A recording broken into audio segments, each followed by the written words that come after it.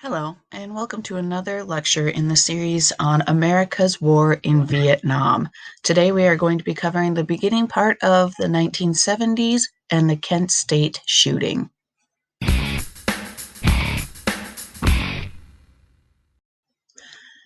So at the beginning of the year 1970, Nixon had U.S. National Security Advisor Henry Kissinger open up secret peace negotiations with Hanoi's Politburo member Lee Duc-Tho in Paris in February 1970. Why is it secret?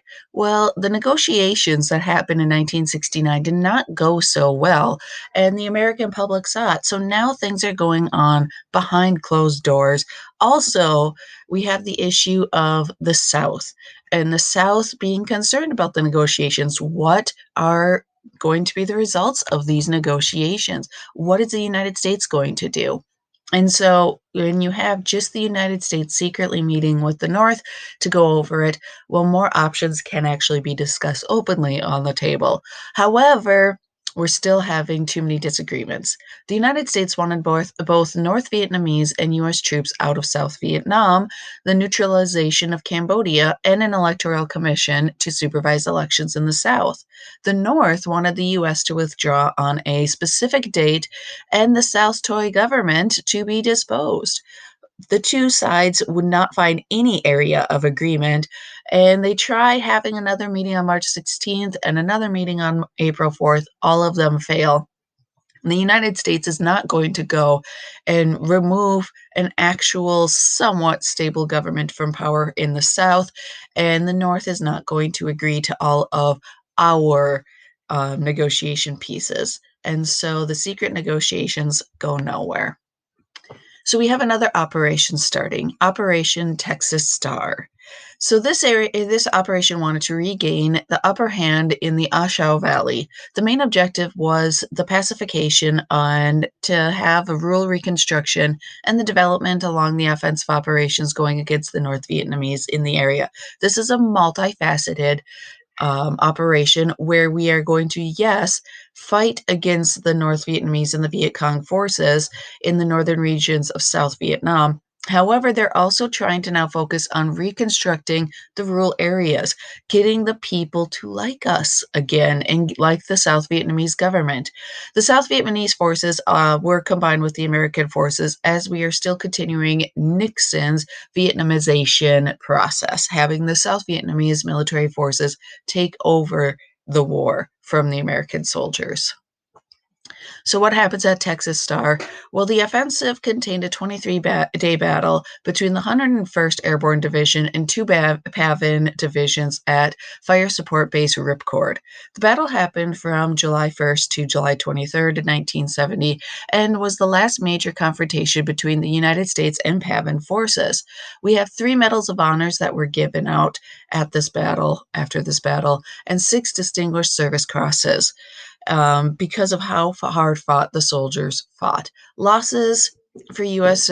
forces were so great that officers began asking for other units to go to Ripcord and reinforce the fire base. Finally, the United States command realized that the position was not defendable, and the decision was made to withdraw, with the loss of 139 American lives. The United States also here in May of 1970 ended Operation Menu's B-52 bombings of communist camps and supply zones in Cambodia. The growing protests against the bombings put pressure on the Nixon administration, which did not happen immediately. However, when news broke in May of 1969 of the bombings, there was little mass public outcry to it. However, things continued to grow in the protest movement and really came out when we have the Cambodian incursion occur. U.S. and South Vietnamese forces attacked communist bases across the Cambodian border in May 1970. The attacks continued until June. 13 major operations would take place. Nixon stated that to assist the South's efforts to win with the U.S. withdrawal, the North supply lines needed to be cut off. They need to end the constant supply of the Ho Chi Minh Trail so that the South can be successful. However, Nixon is now having United States troops go into another country, Cambodia, physically on the ground, boots on the ground. When Nixon publicly announced the incursion on May 30th, it set off a wave of anti war demonstrations. The most known of these demonstrations occurred on the campus of Kent State. The protest started May 1st on the Commons, a large grass park like area on the campus. Now, police officers on the night of May 1st talked to students, stopping traffic, and having some issues occur. During the daytime on May 1st, it was just an anti war protest. And students even thought that it went well and decided that on Monday, May 4th, they would have another rally on campus on the Commons. However, on the evening of May 1st, in downtown Kent, when we start having police officers and students confront each other, we are having a lot of issues build. Students went and built bonfires in the middle of the streets to stop the traffic. They were hitting cop cars with bottles. They were going out and breaking windows of businesses. And so the mayor, to stop this, closed all of the bars in the city. This angered protesters more, and it brought the students that were still in the bars just socializing out to the streets, causing more mayhem. So the mayor next called the governor of the state to get assistance. And what does the governor do? Well, he calls in the Ohio National Guard to put down the protest. On May 2nd, when the National Guard shows up, a total of 100 or 1,000 troops will be sent to the city, but not 1,000 of them will be on campus. But on May 2nd, when they showed up at 10 p.m. at night, the students are burning down the ROTC building on the college campus of Kent State. Protesters clashed with firefighters who were trying to go to stop the burning building, and they were not allowing them through. 1,000 protesters were simply watching and guarding the building as it burnt. And that's when the National Guard showed up. They had to tear gas the crowd to distribute them so that they could go and have the firefighters do their job of, yeah, putting out the blaze so that it wouldn't spread.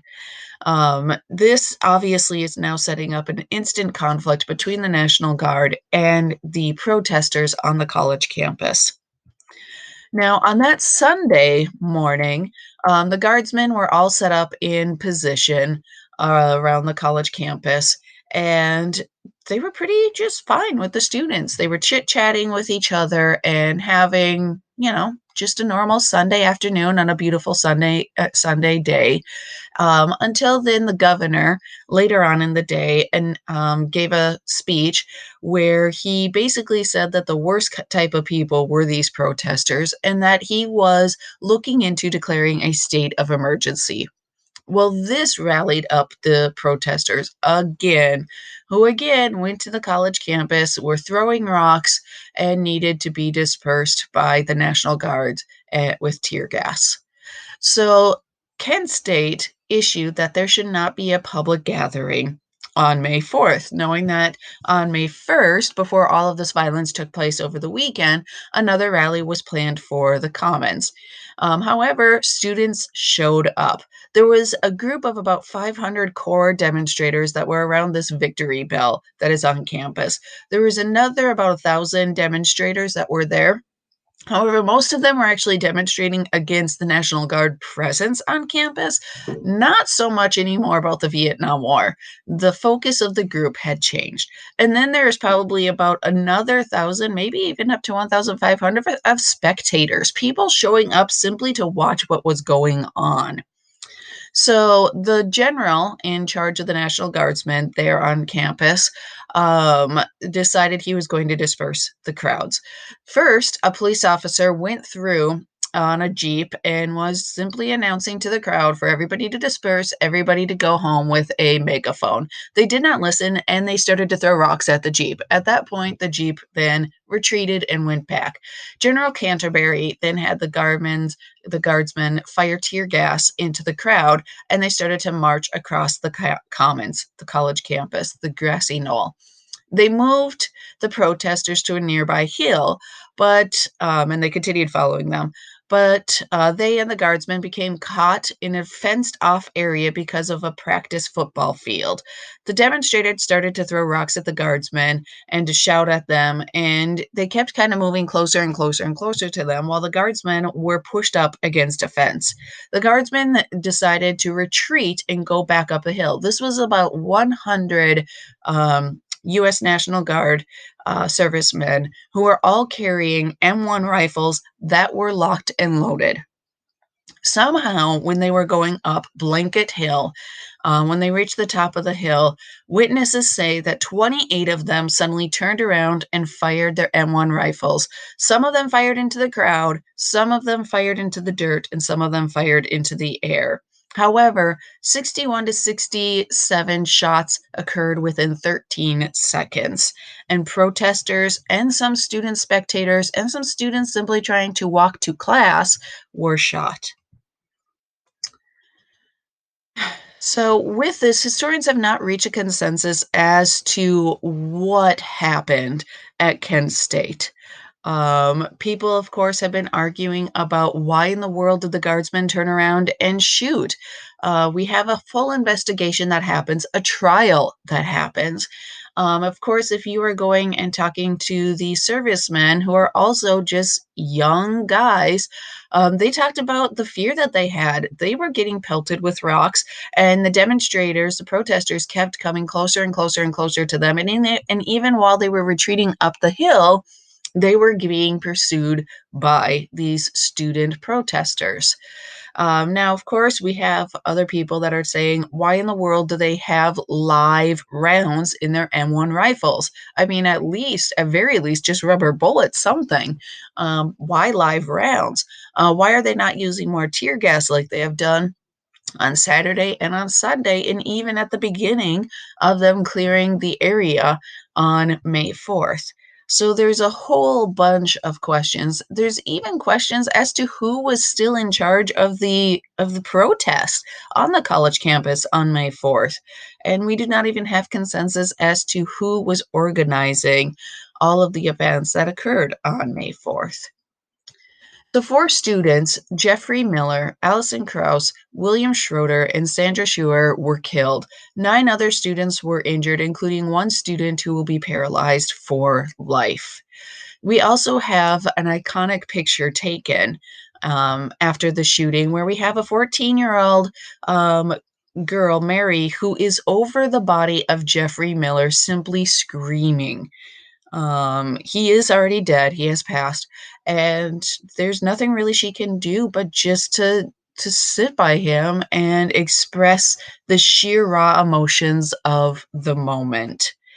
Now there has been different depictions as to what has happened. There have been some history textbooks, including even an AP US history textbook that has talked about the fact that all four of these students were shot while they were running away and were all shot in the back.